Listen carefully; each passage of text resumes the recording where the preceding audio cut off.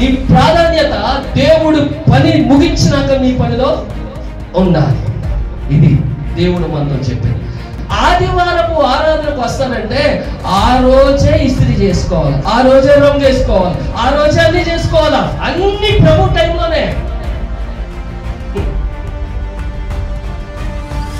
Preparation. రేపు ఆదివారం అంటే ఆదివారం వేసుకునే బట్టలు ముందే ఇస్త్రీ చేసి పెట్టుకోవాలి. రేపు వంట వరకు ముందే పెట్టుకోవాలి. రేపు ఎక్కడికన్నా వెళ్తున్నామంటే, ఫంక్షన్కి వెళ్తామంటే 2 రోజుల ముందు నుంచి ప్రిపేర్ అవుతాం మనం. Very sorry.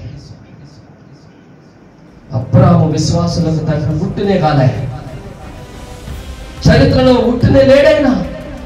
ఆయన ప్రిపరేషన్ చూస్తున్నారా, ఆయన సిద్ధపాటు చూస్తున్నారా? ఎలాంటి టైంలో హ్యాపీ మూమెంట్ కాదని ఎవరితో చెప్పుకోలేని విషయం అది. కానీ చాలా చాలా చక్కగా, చాలా ఒబీడియంట్ గా, చాలా మనపూర్వకంగా సిద్ధపడతా ఉన్నాడు. ఆ సిద్ధపాటు చెప్పేస్తుంది దేవుడి పట్ల ఆయనకున్నటువంటి బాధ్యత.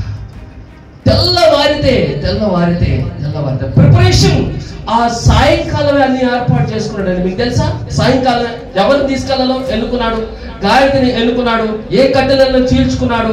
తర్వాత తెల్లారి చెప్పాడు, నువ్వు రెడీగా ఉండు ప్రభు, నువ్వు రెడీగా ఉండి సార్ అని చెప్పాడు. తెల్లవారే